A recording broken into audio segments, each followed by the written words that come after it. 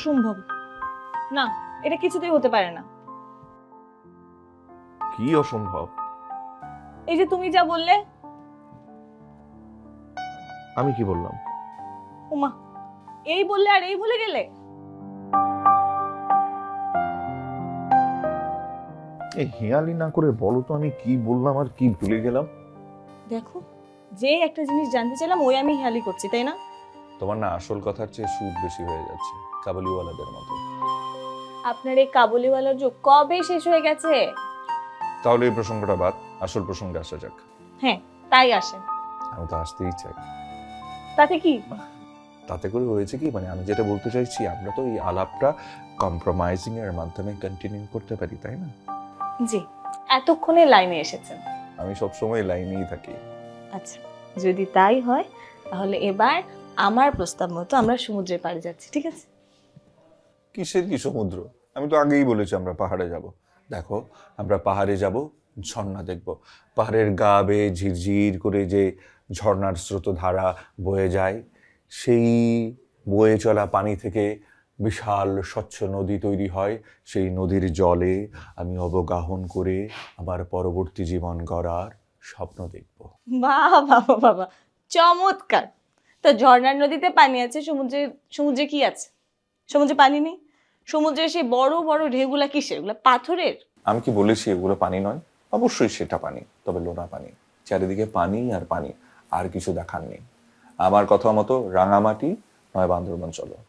ওখানে পাহাড়ও দেখতে পারবে, পানিও দেখতে পারবে, ঝর্ণাও দেখতে পারবে। পাহাড়ি আঁকা বাঁকা পথে আমরা দুজনে হাত ধরে হাঁটতে পারবো। অনেক রোমাঞ্চকর মুহূর্ত তৈরি হবে, আমাদের স্মৃতিতে কত কিছু জমা পড়বে।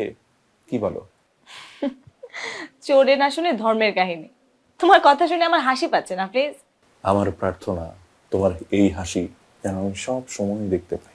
তোমার এই প্রার্থনার কথা শুনে আমার হার্ভার্ডের একটা উক্তির কথা মনে পড়ছে, যে প্রার্থনা শিখতে চায় তাকে সমুদ্রে নিয়ে যাও। হার্বার্ট কিন্তু আরো একটা কথা বলেছে, সাগরের প্রশংসা করো তবে স্থলে অবস্থান করে। বুঝেছি বুঝেছি, বিশাল সমুদ্রের কাছে তুমি নিজেকে ছোট মনে করছো, তাই তো? আরে না, এসব আমি কিছু মনে করছি না। দেখো, সমুদ্র যত বড়ই হোক, যত বিশালই হোক, তাকে কিন্তু মাটির সংস্পর্শেই থাকতে হয়। আচ্ছা ঠিক আছে, তাহলে আমরা একটা সন্ধি করি। আবার সন্ধি? হ্যাঁ, সন্ধি। শুনো, সন্ধির শর্ত আবার কঠিন হবে না তো? না তেমন কঠিন হবে না। মানে এই যে তুমি বললে না যে সমুদ্র যতই বিশাল হোক না কেন তাকে মাটির সংস্পর্শেই থাকতে হয়, তো যেহেতু তুমি আমি হাজব্যান্ড ওয়াইফ, আমাদের একসাথেই থাকতে হবে। দেখো, তোমাকে আর কিচ্ছু বলতে হবে না, আমি তোমার সব শর্ত আগাম মেনে নিয়েছি। সে কি, এত সহজেই রণে ভঙ্গ দিয়ে দিলে? শুধু ভালোবাসার টানে না, দায়িত্ব এবং কর্তব্য বোধ থেকেই আমি রণে ভঙ্গ দিয়েছি। তবে আমার একটা প্রস্তাব আছে। আমার কি প্রস্তাব? তোমার প্রস্তাব মতো তো কক্সবাজার যাচ্ছি সমুদ্র দর্শন করতে। আমার কথা হলো কক্সবাজার থেকে ফিরে আসার সময় আমরা বান্দরবন হয়ে ফিরে আসবো, ঠিক আছে? আচ্ছা ঠিক আছে, মেনে নিলাম। ওকে, তাহলে আগামী বৃহস্পতিবার কক্সবাজার যাওয়ার জন্য 2টো বাসের টিকিট আমি অনলাইনে বুকিং দিয়ে দিচ্ছি। বাসের টিকিট কেন? তোমাকে না বললাম। আরে এটা যেন তেন বাস না, বিশাল বাস, এসি বাস। তুমি শুয়ে বসে ঘুমিয়ে যেভাবে খুশি সেভাবেই কক্সবাজার যেতে পারবা। আরে সেটা না, তুমি এখান থেকে রাজশাহী থেকে তুমি কক্সবাজার এত দূর বাসে করে যাবা? হ্যাঁ, গেলে কি সমস্যা? রাজশাহী থেকে ঢাকা 5-6 ঘন্টা, ঢাকা থেকে চট্টগ্রাম আরো 5-6 ঘন্টা, চট্টগ্রাম থেকে আবার কক্সবাজার আরো 3-4 ঘন্টা। আমি এতক্ষণ বাসে জার্নি করতে পারবো না, তুমি এক্ষুনি প্লেনের টিকিট বুকিং দিবা। প্লেনের টিকিট বুকিং দেবো, কিন্তু কোনো কিন্তু কিন্তু কিচ্ছু না, তুমি এখন প্লেনের টিকিট অনলাইনে বুকিং দিয়ে দাও।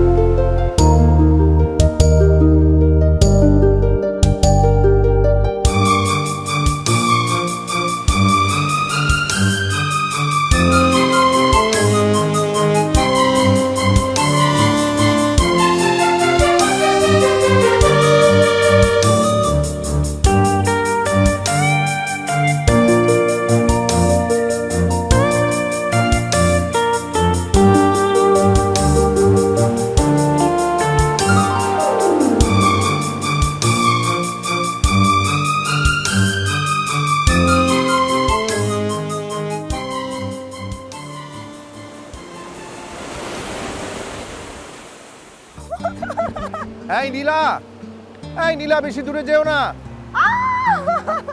আরে বললাম তো বেশি দূরে যেও না। নীলা প্লিজ চলে আসো। দেখো না নাফিস, কত বড় বড় ঢেউ। আরে সেজন্যই তো বলছি দূরে যেও না, চলে আসো। দূরে না গেলে ঢেউ ছুঁতে পারবো কি করে? ঢেউয়ের ছোঁয়া পেতে হবে না। ঢেউয়ের ছোঁয়া পেতে গিয়ে ঢেউয়ের সর্বনাশী ক্ষুধার আওতায় পড়ে যেও না। মেনে নিলাম তোমার কথা, কিন্তু তুমিও তো আমার এক্সপেরিয়েন্সে কিছু মূল্য দেবে নাকি? হ্যাঁ তা তো নিশ্চয়ই, তুমি তো অনেক এক্সপেরিয়েন্স। তোমার এক্সপেরিয়েন্সে কি চোরাবালি জোয়ার ভাটার টানের অভিজ্ঞতা আছে?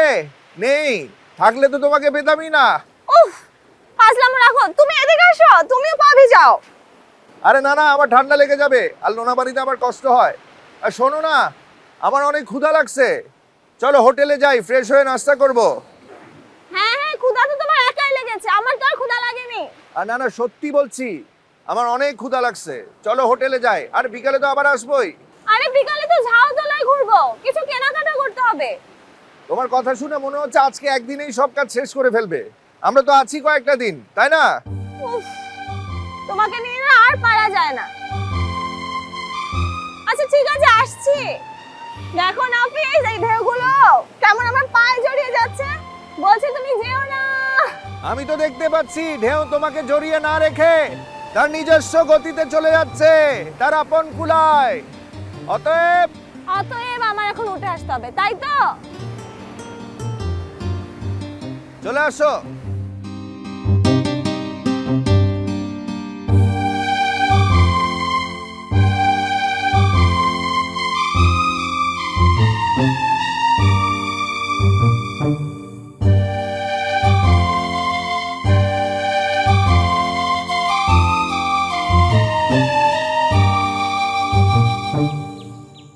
কি কথা বললাম মনে থাকবে তো বাপুজি? কোন কথা বললি ইয়াদ করে দিতে বেটিয়া? দেখো, এখনই বললাম আর এখনই ভুলে গেলে। তুই তো অনেক কথাই বললি, কিন্তু কোনটা আলাগ করে ইয়াদ রাখতে হবে এবার বলতো বেটিয়া। বলবো না, থাক। তোমার যদি নিজে থেকে মনে হয় তাহলে। ঢেউ বেটিয়া, তুই গুসা করিস না। তুই গুসা করলে আমার বড় কষ্ট হয়। কষ্ট হয় না? তোমার কষ্ট হয় আর আমার বুঝি খুব আনন্দ হয়? না না, সে কথা বলে নাই। আমি বলছি যে তুই তো আমার মা আছিস। আমি তোমার মা ঠিক আছে, কিন্তু আমারও তো মা ছিল। সেই মায়ের কথা কি আমি কোনোদিন ভুলতে পারি? শুধু তুই কেন বেটিয়া, তোর মায়ের কথা কি আমি ভুলতে পারি? হুম, আমি ভুলতে পারি। ভুলেই বসে আছো আর বলছো আমি কি ভুলতে পারি? ফের গুসা করছিস? গুসা করিস নি বেটিয়া। তো গুসা করলে আমার ঢেউ বেটিয়ার বড় ঢেউ এই সাগর বাবজির বুকে এসে আঘাত দেয়, কষ্ট হয়, কান্না আসে। তোমাকে এভাবে কথা বলতে আমার বুঝি কষ্ট হয় না, কান্না পায় না? তুই কান্দিস না, কান্দিস না। আমি ঘাট মানছি আমার লক্ষ্মী বিটিয়া। তুই যা ফরমাস করিস তা আমি সবসময় মেনে চলি, চলি না বল? হ্যাঁ চলো, কিন্তু মাঝে মাঝে। ওই মাঝে মাঝে একটু এদিক সেদিক হয়ে যায়। হ্যাঁ তুই বল বিটিয়া, আমার বয়স হলো না, আমি কি তোর মতো? আমার তো একটু একটু গলত হতেই পারে, তাই বলে কি আমার ঢেউ বিটিয়া সবসময় গুসা করে থাকবে, আমাকে শোধন করে দিবে না? হ্যাঁ বাপুজি, হুম তুমি সত্যি আমার ছোট্ট খোকা। আমি কি তোমার উপর রাগ করতে পারি, না গোসা করে তোমার মনে কষ্ট দিতে পারি? এই তো আমার লক্ষ্মী বিটিয়া। এখন খুশি মনে বলতো বিটিয়া, আমি কি ভুল করলাম, এটি শুধরে দে তো। ভুল আমিই করেছি। আমি তোমাকে মনে করিয়ে দিইনি যে আজকের এই দিনে আমি আমার মাকে হারিয়েছি। হ্যাঁ হ্যাঁ বাপুজি, মা যেসব কাজ পছন্দ করত আজকের দিনে সেসব কাজ আমরা করি। এমনকি মা যেসব খাবার পছন্দ করত তাও আমরা রান্না করি মার সম্মানার্থে। বড় ভুল হয়ে গেছে রে মা। এখন তাহলে তুমি কোনো চিন্তা করো না বাপুজি, আমি সব জোগাড় করে রেখেছি। তুমি তাড়াতাড়ি এসে মার পছন্দের খিচুড়ি আর রূপচাঁদা মাছ ভাজা খাবে। কেমন? এই জন্য তো বলি তুই আমার সত্যিকারের মা আছিস। দে বিটিয়া দে।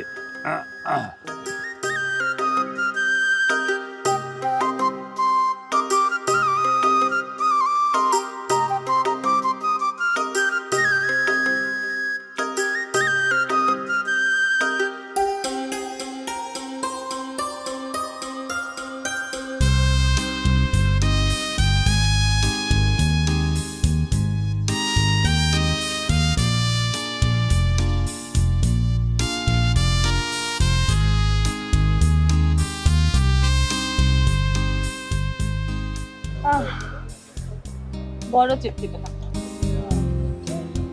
বলো এবার যে দিকটায় বলবো ওই দিকটায় যাওয়া যাবে। হোটেলে না যাওয়ার কথা ছিল? না কিছুক্ষণ পর যাই না, ওই ওই দিকটায় চলো না, ওই দিকটায় যাই। আচ্ছা চলো। এই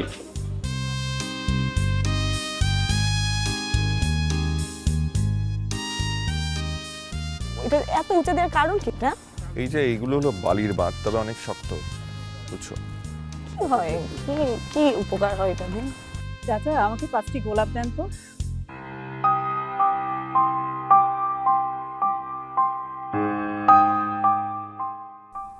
আহা, আমার ঢেউটিয়ার জীবনটা যদি এমন হতো। কি হলো চাচা? হ্যাঁ? 5টি ফুল চেয়েছিলাম, গোলাপ, গোলাপ ফুল। लीजिए माँ जी। সাহেব ফুল 5টা কেন? আজকে আমাদের বিবাহ বার্ষিকীর 5 বছর পূর্ণ হলো, তাই 5টি ফুল নিলাম। আচ্ছা আচ্ছা আচ্ছা, বহুত আচ্ছা। তা কোথা থেকে আসলেন আপনারা? কুষ্টিয়া থেকে এসেছি। সে তো লালন সাজির চারণ ভূমি, কি সুন্দর গান লিখেছেন। লালন সাইজির নাম আপনি শুনেছেন? কেন শুনবো না মাঝি? 3 পাগলে হলো মেলা, নদে এসে ভোলা মন যাস নেব পাগলের কাছে। এই যে এই লোকালয়ে পানি এসে পড়ে না, এখানে আটকে যায়। নাফিস দেখো একটা ফুল বিক্রেতা, চলো না কিছু ফুল কিনি। এখানে ফুল কিনে কি হবে? এই যে একদম একটা বেরসিক পুরুষের মতো কথা বললে। রসিক বেরসিকের কি আছে এতে? আছে সাহেব আছে, ফুল কিনে ফুলদানিতে ফুল রাখবো কিছু, বুঝলে? আমি কি এতই অবুঝ? অবুঝ না হলে এবার বুদ্ধিমানের মতো ওই দিকটায় চল। চল।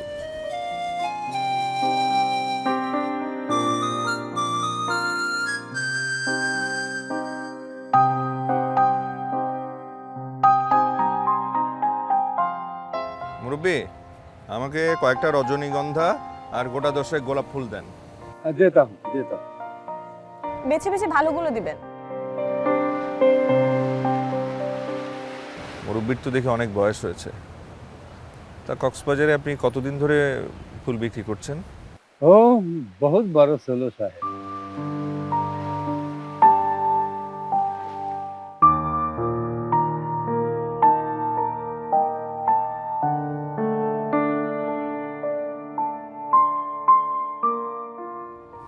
এলেন সাহেব, এটা ভিলেন, এটা এটা ভিলেন।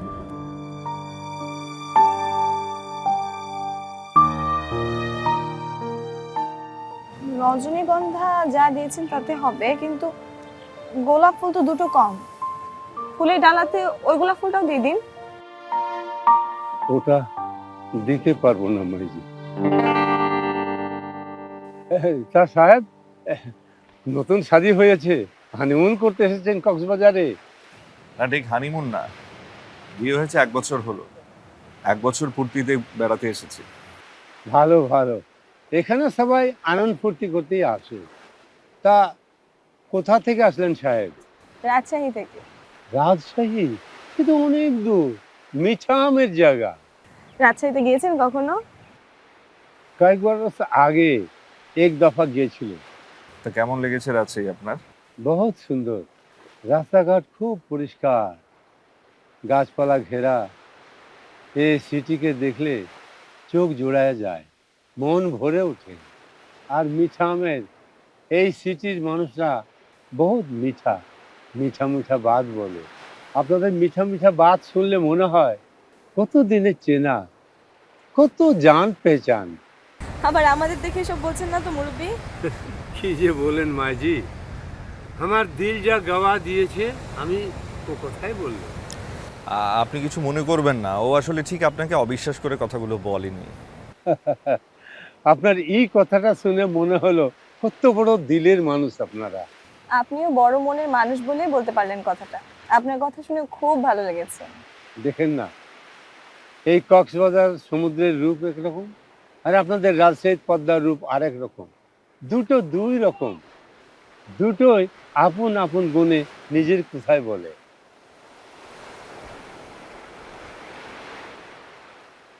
আমার চোখ জোড়ায় গেল যখন দেখলাম পদ্মা নদীর বাঁধের পাশে বহুত আনন্দ বিনোদনের আয়োজন আছে। কত লোক ঘুরছে ফিরছে, আনন্দ করছে, যার যা খুশি খাচ্ছে, সবার হাসি মুখ, কোনো দুঃখ নাই। রাজশাহীর মৌসুম যেমন ঠান্ডা, তেমনি মানুষও খুব ঠান্ডা মেজাজে, অন্যায় দেখলে গরম হয়ে যায়। কিন্তু রাজশাহী তো আর পর্যটন নগরী না।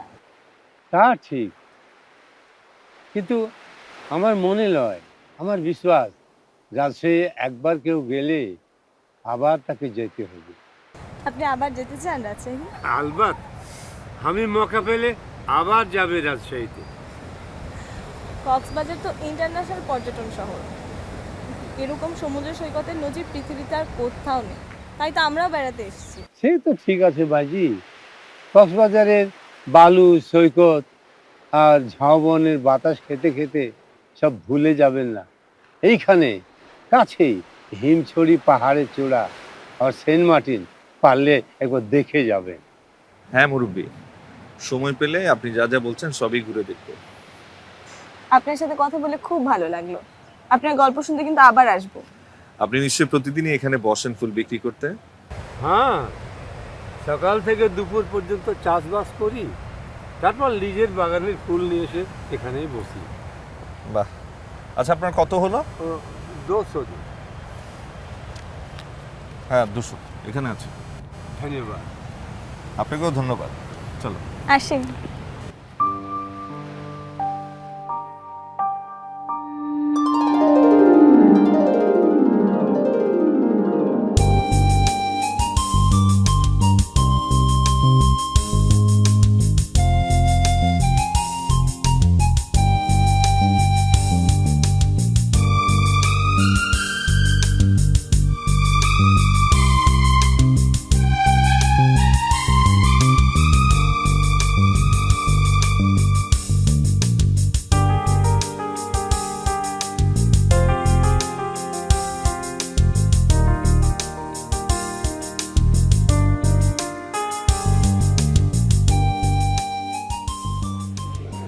নীলা, চলো, সমুদ্র তো অনেক দেখলাম, এবার শহরের দিকে চলো। তুমি তো যাই যাই করো কেন? চলো না আজকে ওই ফুলওয়ালা মুরব্বির কাছে যাই। সেদিন ওনার কথাগুলো আমার খুব ভালো লেগেছে। লোকটা অনেক ইন্টারেস্টিং ক্যারেক্টার, তাই না? তবে আজকে ওনার জীবন কাহিনী শুনবো, কি বলো? চলো।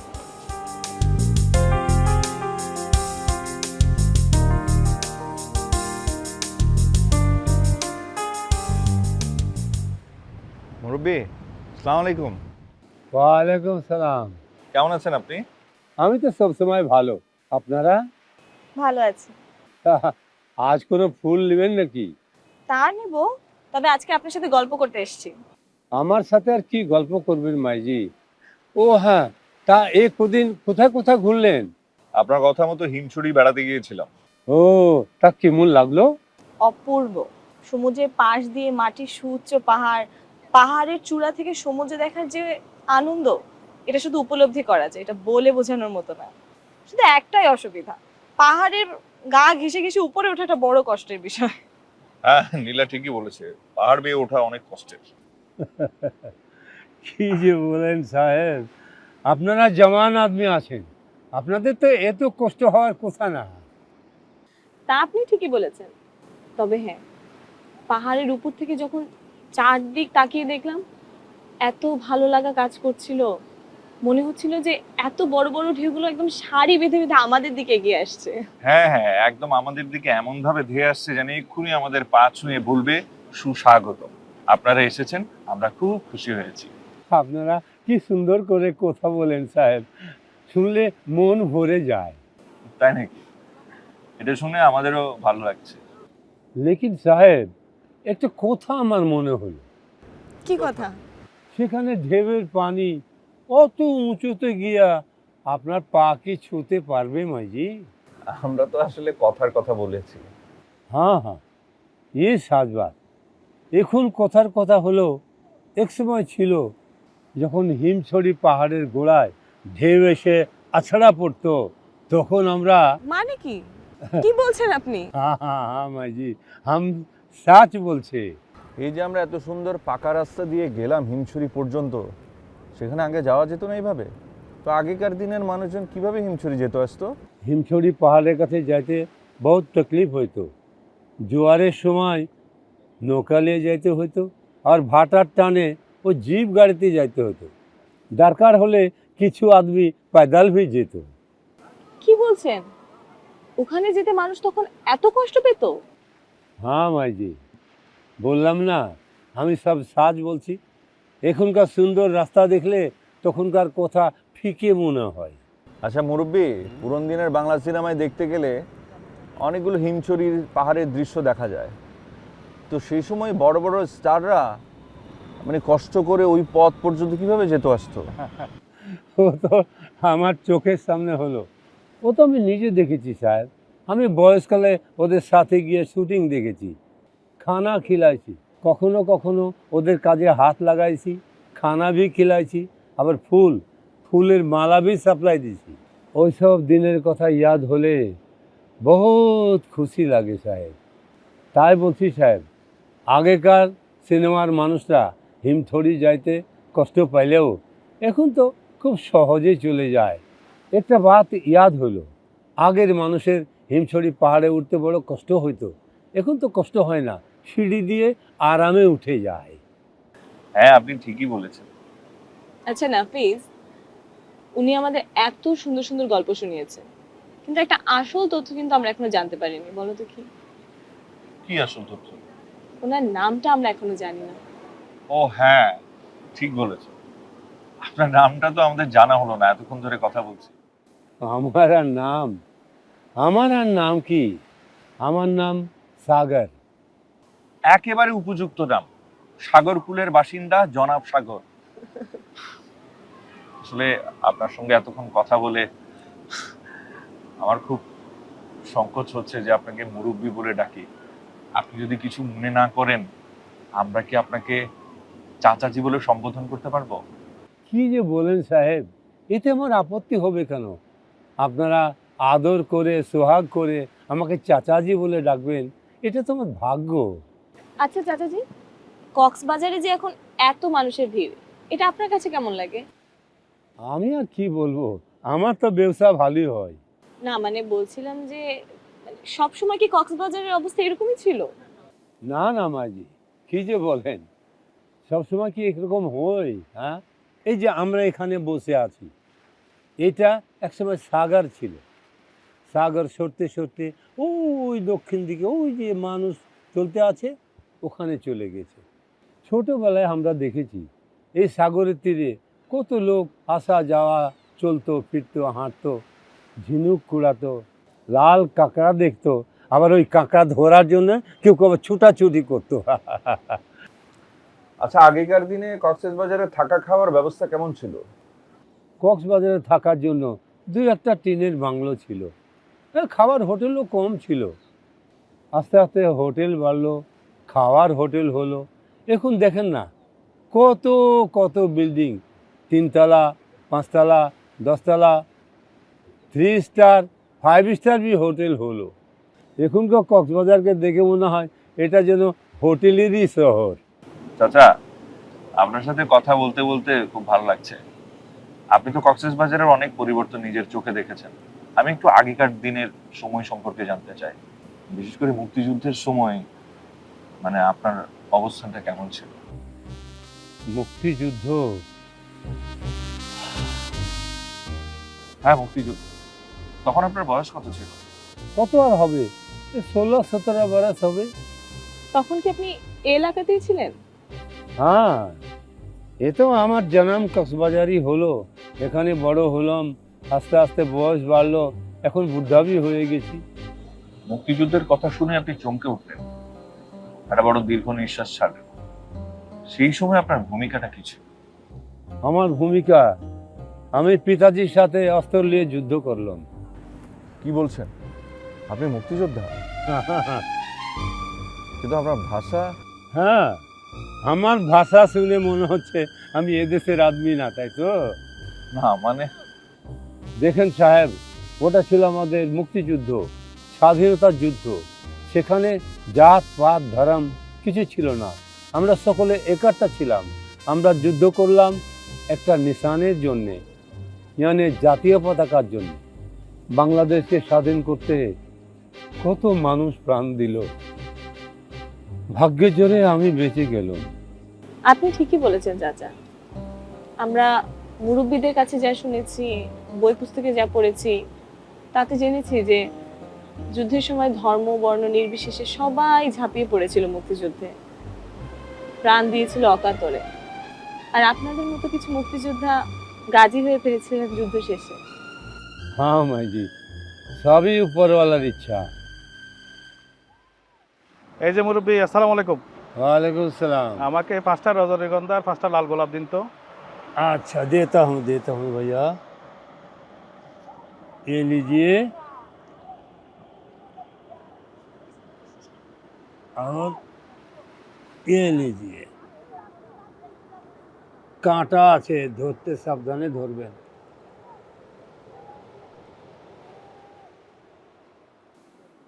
এ কি গোলাপ তো চাইলাম 5টা, এখানে হলো 4টা, একটা আপনার সাথীতে আছে, ওটা একটু দিন।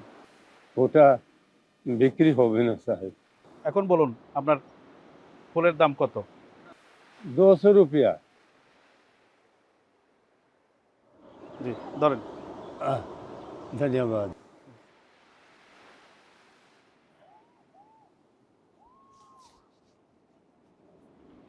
হ্যাঁ মাইজি, যা বলছিলাম। আচ্ছা চাচাজি, আমাদের সাথে গল্প করে আবার আপনার ব্যবসার ক্ষতি হচ্ছে না তো? না না, ব্যবসার কোনো ক্ষতি নেই, আমি তো উপরওয়ালার উপর ভরসা করেই চলি। দেখেন না, আর কয়েকটা ফুল আছে, ও বিক্রি হয়ে যাবে। আচ্ছা চাচা, আজকেও কিন্তু একটা গোলাপ বিক্রি করলেন না, এর কারণ কি বলেন তো? ও বাত ছেড়ে দিন মাইজি। বলুন না। মাইজি, ছেড়ে দাও না নীলা। চাচাজি, আপনার অন্য গল্প বলেন। আমি সাধারণ মানুষ, আমার আর কি গল্প শুনবেন? আপনি মোটেও সাধারণ মানুষ নন, আপনি একজন মুক্তিযোদ্ধা, এই দেশের শ্রেষ্ঠ সন্তান। এই দেশের শ্রেষ্ঠ সন্তান হয়েও আপনি ফুল বিক্রি করেন, এটাতে আশ্চর্য হব না? কেন সাহেব, এটা তো স্বাধীন ব্যবসা, পিতাজির ব্যবসা, এটা ছেড়ে দিয়ে আমি কি করতে পারি? যুদ্ধকালে আমরা সবাই একসাথে একই কাজ করেছি, দেশ যাতে স্বাধীন হয়। লেকিন স্বাধীনতার পর তো সবাই সবার আগের কাজে ফিরে গেছে, তাই না? না তা অবশ্য ঠিক না, আমি বলছিলাম কোনো চাকরি বা অন্য কিছুর জন্য আপনি। বড় চাকরির জন্য তো বড় লেখাপড়া লাগে, তাই না সাহেব? চাচা, আপনার পড়ালেখা? বেশি না, এসএসসি পাস করে কলেজে ভর্তি হওয়ার কয়েক মাস পরে তো জং লেগে গেল, মানে যুদ্ধ। আমরা সবাই মিলে তখন যুদ্ধে নেমে গেলাম। চাচা, ওই সময় আপনার পরিবারে কে কে ছিল? আমার আম্মি যান, পিতাজি, ছোটা ভাই রাজা, আর এক বড়া বাহিন ছিল শাদিশুদা। তাদের অবস্থান কি ছিল? আমি তো আগেই বললাম, পিতাজির সাথে আমিও যুদ্ধ করলাম। আমার আম্মি জানো, দেশের স্বাধীনতার জন্য যারা কাজ করতেছিল তাদের কাজে লেগেছিল, যারা যুদ্ধ করতেছিল তাদের শক্তি যোগানোর জন্য দিন রাত কাজ করত। আমি মুক্তিযোদ্ধাদের জন্য রুটি আর খিচুড়ি বানিয়ে যোগান দিত। এক রাতের কথা আমার খুব ইয়াদ হয়। একদিন রাতে চুপকে চুপকে আমি মায়ের সাথে দেখা করে বললাম, আম্মি জান, তুমি আমাদের জন্য কেন রুটি খিচুড়ি বানাও? আম্মি জান বলল, বেটা তোরা দেশ স্বাধীনের জন্য জং করতে পারিস, আমি তোদের জন্য রুটি খিচুড়ি বানাইতে পারবো না? তোদের হাতিরা যেমন গুলির দরকার হয়, নাহলে বন্দুক চলে না, তেমনি তোদের বদনে রুটির দরকার হয়। খাবার না খাইলে তোরা বদনে শক্তি পাবি না, দুশ্মনকে খতম করতে পারবি না। হাতিয়ারের শক্তি হলো বারুদের গলি, আর তোদের বদনের শক্তি হলো এই গেহু কা রুটি। বাহ বাহ, ধন্যবাদ। আমাদের রত্ন গর্ভার দেশপ্রেমিক মাকে লাখো লাখো সালাম। তাহলে চাচা, আপনার ছোট ভাইয়ের বয়স তখন কত ছিল? হ্যাঁ, রাজার উমর তখন 9-10 হবে। 9-10 বছর? তাহলে তো একেবারে শিশু, ওর তো তখন বোঝারই বয়স হয় নাই। না সাহেব, আপনারা শুনলে অবাক হয়ে যাবেন। এই বয়সে আমার রাজা ভাইয়া মায়ের কাছ থেকে খাবার নিয়ে পাহাড়ি রাস্তায় গিয়া আমাদের মুক্তিযোদ্ধাদের খাওয়াইতো, আবার শত্রুদের অনেক খবরাখবর আমাদেরকে শোনাইতো।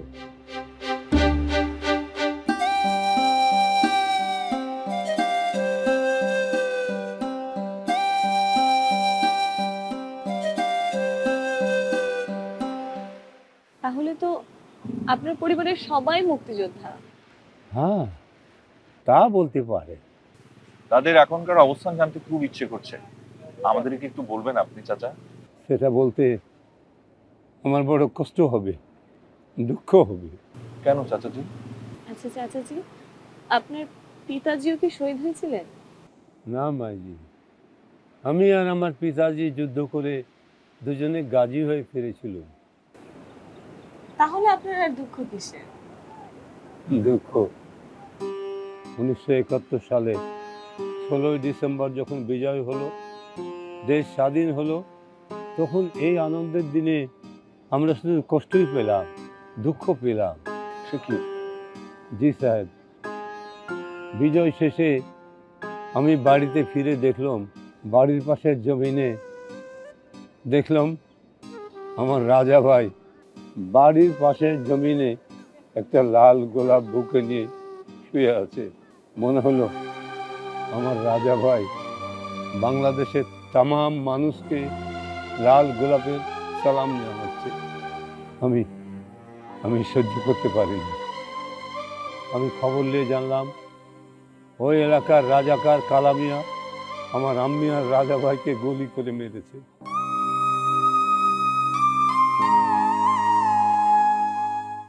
কি মর্মান্তিক। আমি দুজনকে দাফন করে কয়েকজন মুক্তিযোদ্ধা সাথীকে নিয়ে পাহাড়ের গুহায় লুকানো রাজাকার কালামিয়া আর তার সাথীদের ধরে আমি বেইমানি শোধ নিলাম।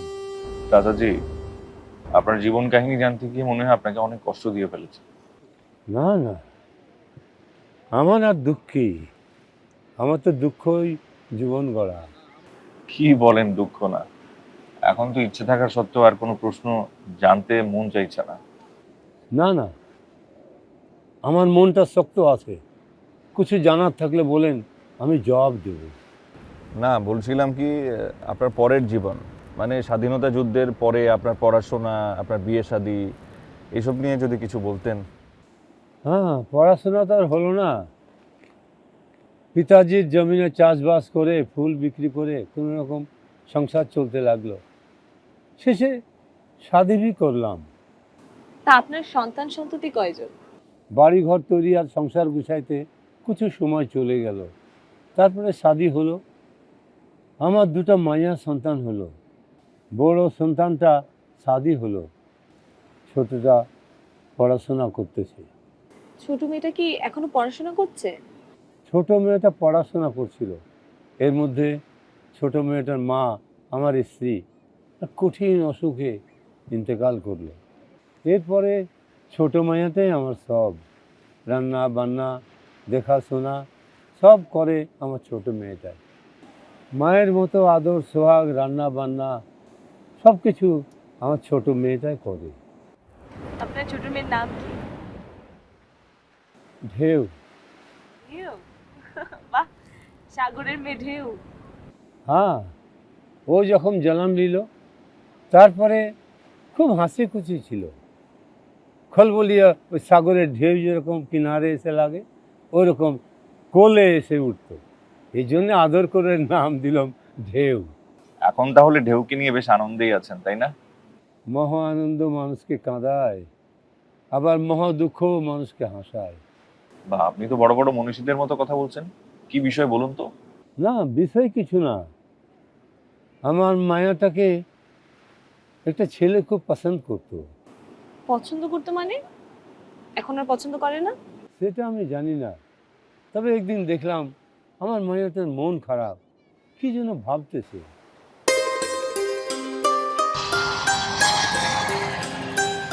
কি বলছো সমুদ্র? এতদিন?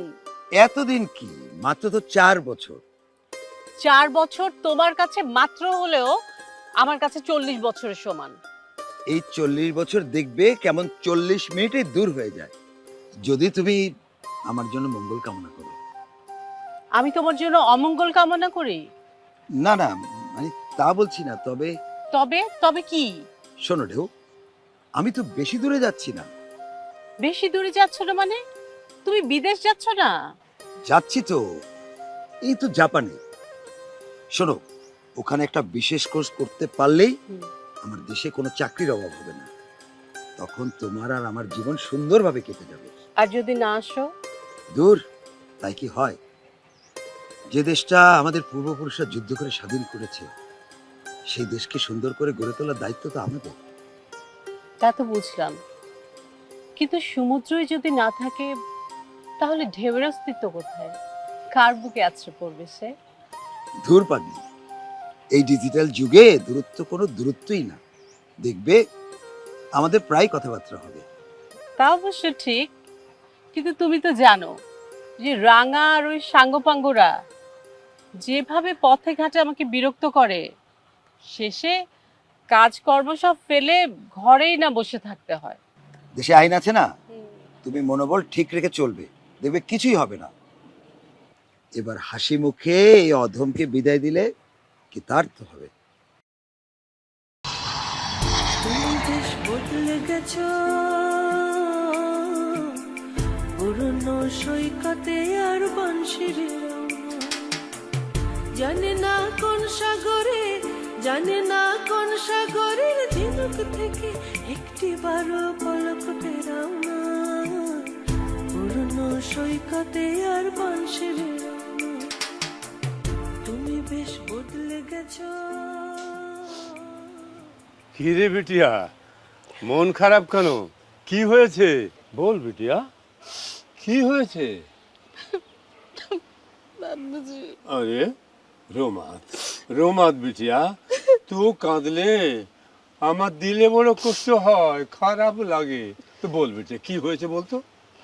বাবুজি, হ্যাঁ বাবুজি, সমুদ্র বিদেশে চলে গেছে। হ্যাঁ, ও এই কথা।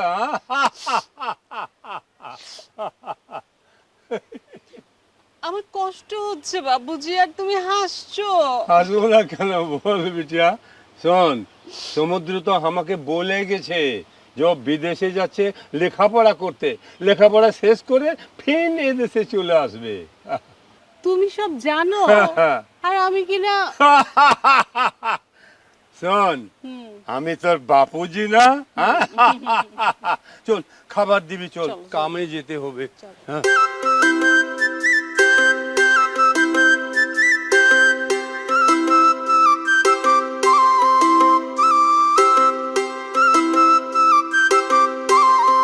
এই যে ঢেউ ম্যাডাম, একা একা কেন? আমাকেও সঙ্গে নাও। দুজন গল্প করতে করতে হাঁটলে রাস্তাটা ছোট হয়ে যাবে। আমি তোমার সাথে কোনো কথা বলতে চাই না।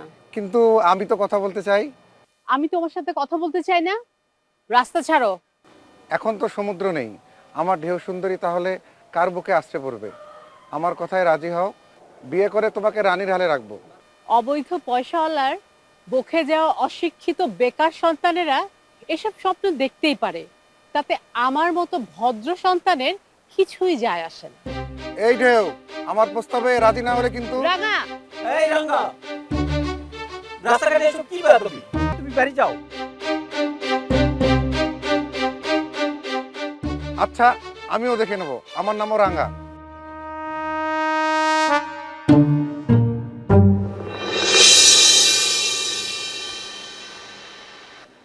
চাচাজি, কি ভাবছেন? কি হলো, চুপ হয়ে গেলেন যে? ভাবছি কি ভাবছেন? ভাবছি আমার খলবলীয় হেসে ওঠা মেয়েটার হাসি কে যেন এক ঝটকায় কেড়ে নিল 4 বরস আগে। এখন ঠিক আছে তো? হ্যাঁ, ঠিক আছে, চিকিৎসা করালাম, এখন বাসাতে ভালোই আছে। ঢেউ বিটিয়া তার দাদা দাদি চাচার গল্প শুনতে খুব ভালোবাসে। আমার আম্মিকে যখন দুশ্মনরা মেনেছিল তখন তার হাতে ছিল গেহুকা রুটি আর সামনে ছিল উনানের আগুন। আর রাজা ভাইকে যখন মারল তখন তার হাতে ছিল রঙিন লাল গোলাপ। তাই তো সব মায়ের ভাইয়ের লাল রক্ত দিয়ে তৈরি হলো আমাদের জাতীয় নিশান, ইয়ানি জাতীয় পতাকা। এসব কথা আমার কাছে শোনার পর কয়েক বরস আগে থেকে আমার ঢেউ বিটিয়া হুকুম জারি করলো, না বিক্রি করে প্রত্যেক দিন একটা লাল গোলাপ তাকে এনে দিতে হবে, যাতে স্বাধীনতার জন্য যারা প্রাণ দিয়েছে তাদের শান্তি কামনায় শ্রদ্ধা জানাতে পারে। সেই থেকে একটা লাল গোলাপ আমার ঢেউয়ের জন্য নিয়ে যেতে হয় সাহেব। বাহ, অসাধারণ। আপনার মেয়ের এই দেশপ্রেমের কথা কজন জানে? চাচাজি, আমরা আপনার মেয়েকে সালাম জানাতে চাই। আপনি কিছু মনে না করলে আমরা ঢেউ বোনের সাথে দেখা করে আসতে চাই। ঠিক তাই। না না সাহেব, না না মাইজি, এটা কেমন কথা? আপনারা কেন কষ্ট করে যাবেন? না চাচাজি, আমাদের কোনো কষ্ট হবে না। আমরা আগামীকাল ভোরে সেন্ট মার্টিন যাচ্ছি ঘুরতে, পরদিনই ফিরে আসবো। ফিরে এসেই আমাদের বোন ঢেউকে দেখতে আপনাদের বাড়িতে যাব।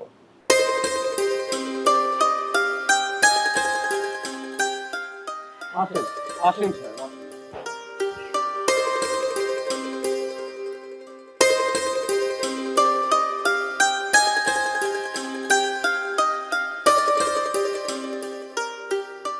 কই আমাদের ঢেউ বোন কোথায়?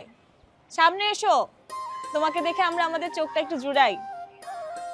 ও আসবে না মাইজি, দ্বিতীয় আমার শোরুমে আপনাদের সামনে আসতে চায় না সাহেব। যার সঙ্গে দেখা করতে এলাম তাকে না দেখে তার সঙ্গে কথা না বলে যাই কি করে?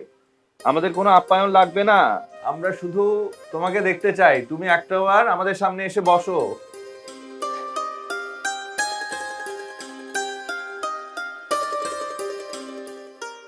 ও আপনাদের সামনে আসবে না, তার কারণটা আমি জানি। সুন্দর বেটা, তুমি কখন এলে? আমার ঢেউ বিটিয়া তো গুসা করে বলছিল তুমি আর আসবেই না। সমুদ্র এবং সমুদ্র তীরবর্তী মানুষের উন্নয়নের জন্য যেসব প্রকল্প হাতে নেওয়া হয়েছে সেই সব প্রকল্পের দায়িত্ব দেওয়া হয়েছে আমাকে। বিদেশে এক বছর লেখাপড়ার পুরস্কার সরকার আমাকে দিয়েছে, কিন্তু ইনারা কারা? ইনাদের তো চিনছি না। আমি নাফিস, আমার ওয়াইফ নীলা, আমরা এসেছি রাজশাহী থেকে। সাহেব, ও হচ্ছে সমুন্দর, আমার ঢেউ বিটিয়ার সাথে। বুঝেছি বুঝেছি। সমুদ্রের গলা শুনলাম। কোথায় সমুদ্র? কোথায় কোথায়?